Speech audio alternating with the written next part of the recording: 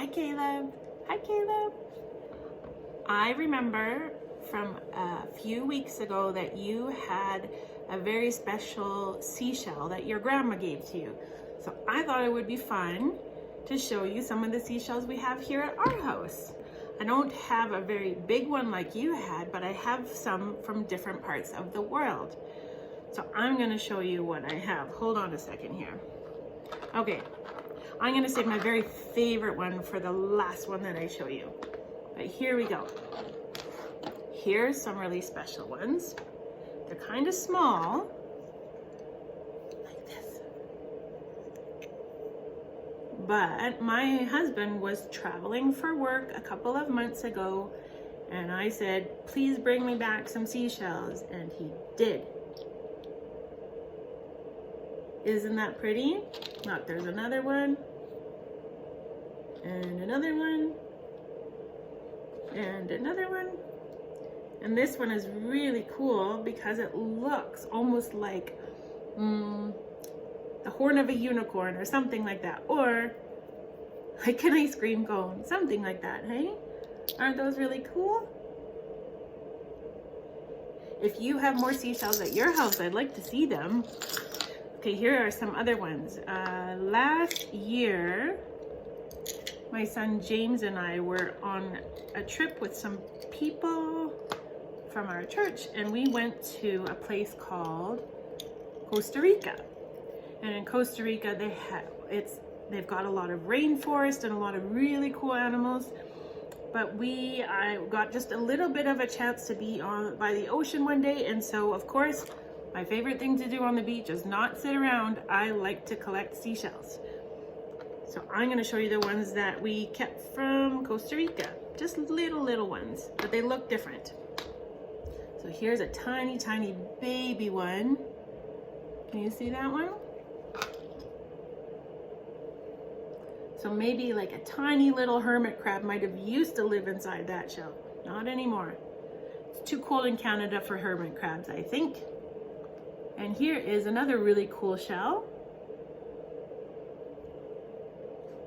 And another one that almost looks like a mini volcano or something. Look at that one. I don't know what lived inside that one before, but that one's pretty cool. Here's another really cool one. And this is just a piece of a shell, but you can't really tell in the video, but it's got a shiny side to it and it's super smooth. So those are some of the shells from Costa Rica. And I keep them in a little container so we don't lose them. Okay, I'm gonna show you what my very favorite seashell.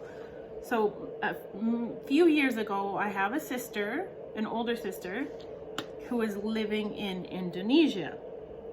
I got a chance to go and visit her, and one day she took us on a boat and we went swimming in the ocean, and from the boat, I saw something shining down below, and I thought, ooh, I want to go dive down and get it. It wasn't very deep, so I decided to go dive in the water, and I picked up this seashell. You see that? See how it shines? So because the sun was shining on it from above, I could see it below the water. So I was so curious, and I had to dive down and get it. And look it's got these little holes in it. I wonder how that happened, but that's how I found it. Isn't that amazing? And the reason, and right here, unfortunately, there was a little girl that was playing with this once, a friend of ours, and she accidentally broke it. And I was a little bit sad, so my daughter, because she knew it was so special, took some glue and she put it back together. Isn't that cool though? Look how it shines.